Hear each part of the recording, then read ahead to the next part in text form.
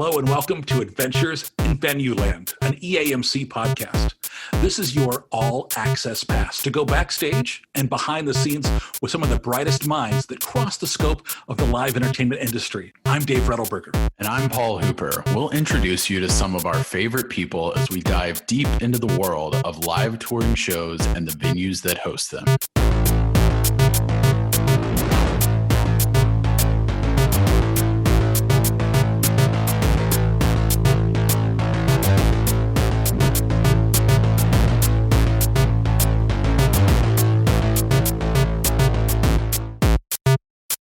Hello, and welcome to a bonus episode of Adventures in Venueland. Today's episode is a little bit different. It's a detour or a side trip where we take a single-serving look at a topic impacting the live entertainment industry.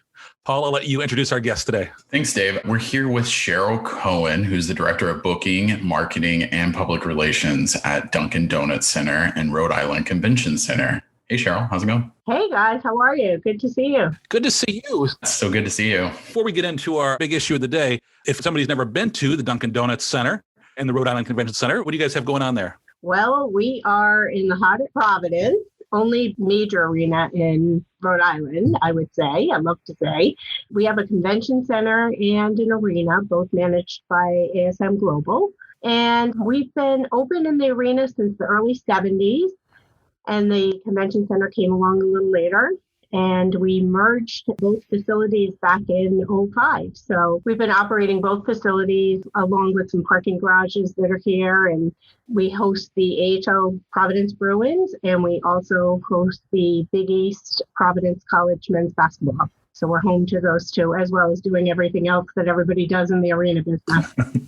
Right. Well, we'll look forward to those days of being able to do those kind of regular things again, right? But for right now, you guys are kind of going through something a little bit different. And of course, like so many of us did in the past year. Talk to us a little about the pandemic and some of the things that have happened there at the Dunkin' Donuts Center. Well, interesting enough, when all of this started in March, we went to a shelter in place, just like everybody else did across the country. And as time evolved, we really felt a need to be involved with the community because of our footprint in the state of Rhode Island. Being one of the biggest facilities, we were able to contribute a lot in terms of real estate that could help with COVID. We began working with the Rhode Island Department of Health and actually the Rhode Island National Guard and the governor's office. And we first started, I think it was only a few weeks into COVID when people realized that field hospitals were going to become a necessity. Right. We actually put together a field hospital that was state of the art. It's not your typical MASH unit. It actually has negative air pressure. We brought in all of the state of the art equipment as if you were in a hospital. It is set up. It was 600 beds. It was pulled together in 2 weeks. We had teams of hundreds of construction workers building out X halls at the convention center into this field hospital. It took probably max 2 weeks to build. An amazing feat. So that was already set. It was when we thought we were going to have a big surge and we were going to need the field hospitals. Well, fortunately, at that point, things over the summer started to taper down. Late spring, they tapered down a little bit, and COVID wasn't as prominent as it is right now in the medical area where they were running out of beds and everything else. So approximately a month or so ago, when the surge started again, we knew, and the hospitals knew, that this was going to be a necessity to get the field hospital up and running again. They actually had begun to decommission the hospital. They had pulled out some of the beds. They had pulled out not major aspects of the hospital, more minor stuff. They were starting to decommission. And the governor said, no, stop. We're going to need this. The hospital said, okay, we're starting to see a surge. We're going to need beds. We know we're going to be in a situation. Don't do anything else. A couple of weeks after that, lo and behold, we welcomed our first patient. Since then, we have had actually 175 patients go through the hospital. Wow. Wow. The hospital can hold up to 600, but we've had 175. And the reason that it hasn't gone to the 600 is because it's very difficult to find nurses and medical personnel. They're being maxed out at the hospitals. It's hard to find them to come in and service another whole 600-bed facility. So there are 2 field hospitals in the state of Rhode Island. One is obviously at our convention center. The other was in an old building, formerly a Citizens Bank building that they converted. And that one is smaller, and there's 2 different major hospital providers in the state. Ours is provided by Lifespan, the other is provided by Care New England. The reason that they opened both is because when they take you out of the hospital situation and they put you into this field hospital, billing and everything and your records, it's easier if each of the providers had their own system in place. Yeah, that makes sense. It made it a lot easier to have the 2. The other one, I'm not sure how many patients have been through there, but again, they've hired traveling nurses from all over the country to come in. Right now, we're the 4th highest in positivity rate per 100,000 people. Are these patients that are coming through, are they COVID patients? Are the COVID patients being prioritized to the hospitals and these are people with other medical issues? Or is that a little mix? These are all COVID patients.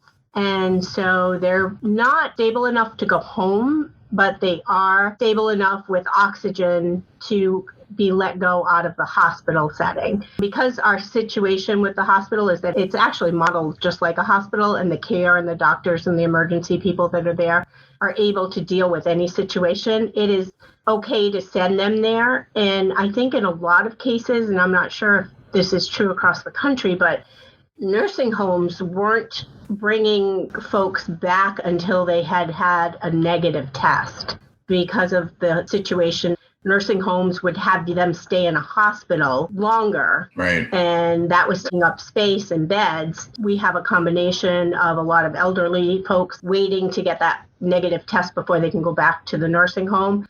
But then, there's just a lot of COVID patients that are stable enough, don't need the hospital beds, and can come over to the field hospital beds. Cheryl, this is a world of difference from what we do on a regular basis. I think a lot of venues were in that situation that you kind of described from last March, where maybe they talked about possibilities or maybe they actually got a field hospital, but not a lot actually ever received that patient one.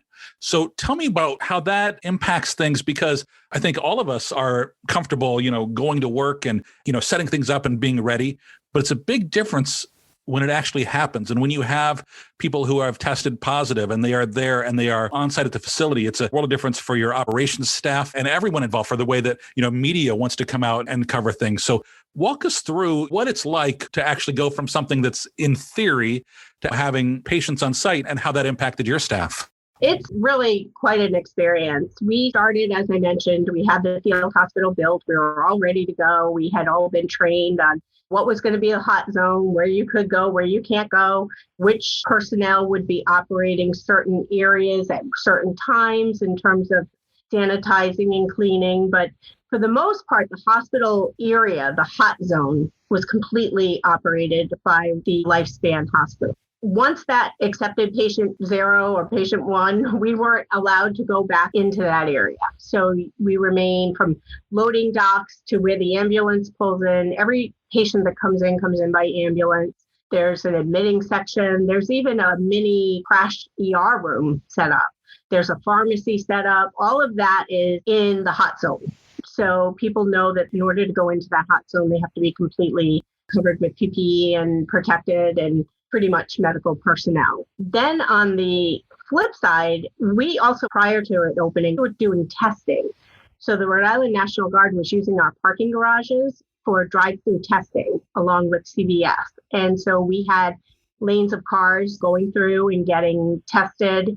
That wasn't the rapid tested. There was one line for rapid testing as well. So outside the building, we had rapid testing. Inside the building, we had the hospital. And then at the same time, probably about a month ago, we started rapid testing walk-up in the arena. Wow. So we're doing the new Vinex rapid testing walking here. And we're building all of the test kits hand in hand with the Rhode Island National Guard that get distributed to all the hospitals. Anywhere that a test kit is distributed in the state of Rhode Island, the schools, the hospitals, nursing homes, group homes, doctors' offices, everywhere gets built here at the Dunk. So our staff, we brought a bunch of them back on, and believe it or not, they're doing test kit building. They're helping with traffic outside at the drive-through testing. So there are areas that are not hot zones that they're working in to help. And we brought them back to work, doing something totally different. But oddly enough, all these logistics and all the planning is like planning an event. Yeah. It's like working an event. It's like we have event days every day.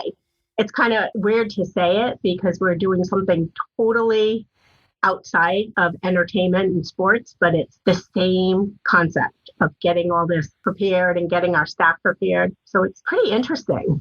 It's kind of sobering in a way too. Sure. Because we're seeing thousands of people come through to get tested every day.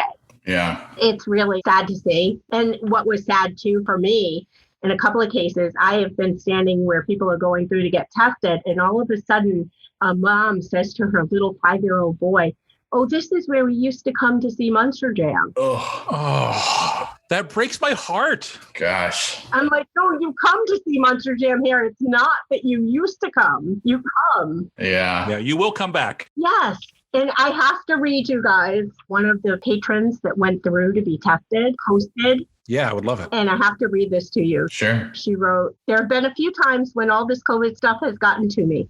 This is one of them. I'm sitting in a building that I would otherwise be skipping to get into, sitting in a floor seat I would otherwise kill to have.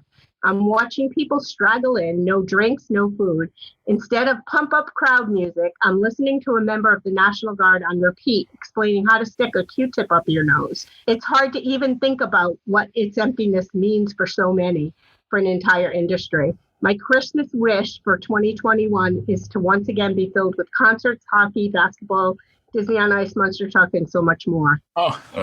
I was like, oh my God, I can't believe that. That gave me chills. Yeah, these people are coming in to get tested and they're scared and they're in a place where they're supposed to be enjoying everything. I'm sure that's a bittersweet thing because, like you said, it's sad that they're, of course, associating this very negative experience with the building. But I also do think that these buildings that normally are an outlet for entertainment, which is so important, I think it's positive to me that they're able to serve another purpose, even if they are shut down in that regard. If there's no concerts and family shows out there, the fact that you have this space that can be a field hospital and it can be a large testing center, and although that's not the most positive outlook, it really is a positive service to the community and city. Absolutely. And, that's something that it's much deeper. Is really great that the venue can be there for the city. Even if it's not in the most positive way, it can be there for the city. And then when things come back, it can return to be there in a positive way. Yeah, I have to say it is a very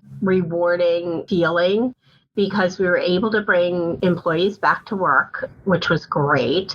We are working with the National Guard. It's kind of funny because we have meetings and they'll go, "Your mission is," and it's like, you feel like you're in the Guard. I'm like, wow, I feel, or we get referred to as the civilians are doing this. And you feel like you're helping, like the National Guard, those guys that are here, some of them are being redeployed right now into certain other areas of COVID that are happening. There's some vaccine sites opening up. We are probably also going to become a vaccine site in about a month or so. Sure. The Guard gets deployed off, so we supplement, particularly in the test kit building area, we've supplemented what the Guard was doing because they were building about 20,000 test kits a day.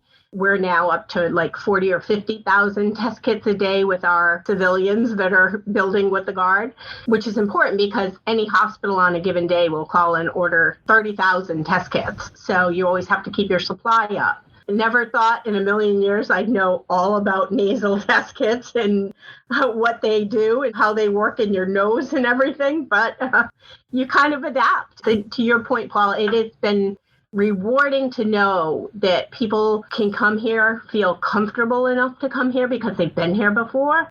So it's not a strange place to a lot of people to come to get something that is a little scary. Yeah, that's a good way to put it. Because a lot of people, the first time they have a COVID test, they're scared. They don't know what to expect. Young kids are coming here getting COVID tested.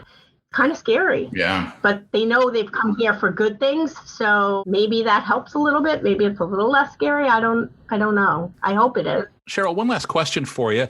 What have you learned through this process? Because you talked about learning, and that's one of the biggest things over this past year is we've all had to stretch some learning muscles. And everybody gets so good at what they do. And, oh, yeah, I know how to pull all this.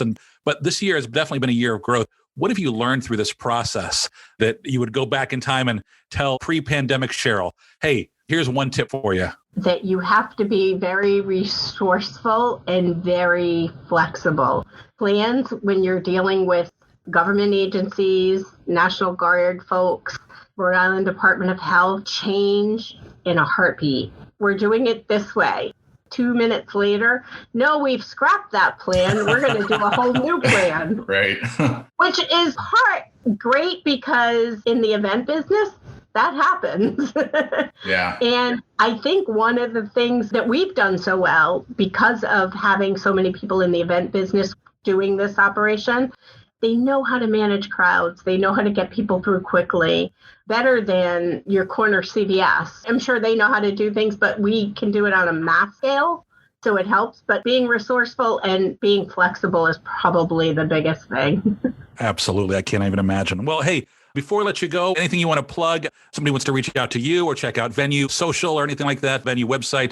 How can people learn more about Cheryl and or the fun that you have going on there in Rhode Island? Feel free to email me. My email's right on the DunkinDonutCenter.com website. I'm happy to talk to anybody, particularly anybody that has gone through this experience too. Because you do face your challenges every day. It's a little scary at times too. Yeah. You're around something that nobody knows a lot about that changes so frequently, and everything changes from minute to minute. So I'd be happy to commiserate with anybody. I'm sure. Well, Cheryl, thank you so much for joining us today for this special bonus episode of Adventures in Venueland. Remember, everyone out there, you can subscribe and find more episodes wherever you listen to your favorite podcasts. We'd love your 5-star reviews so you can help others find us.